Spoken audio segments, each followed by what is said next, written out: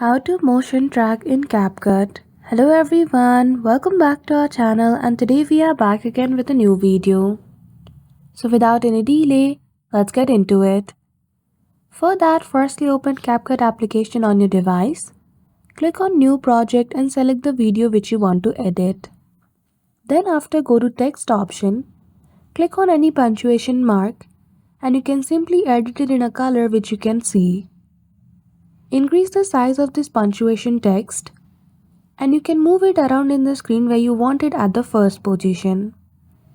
Then once you have set the punctuation, click on keyframe option beside the undo. Before that, you simply need to move the text all around the video and make sure it comes till the end. Then you simply need to move this punctuation and add the keyframe. Once you click on the first keyframe, CapCut will now automatically add keyframes to the object where you stop the video. So move the punctuation along in the video and the keyframe will be added automatically. Make sure you add the keyframe in the video where you want to focus the camera. And after that, once you have added this, you can simply delete the text. And that's it. That is how easily you can motion track in CapCut and make the camera follow you.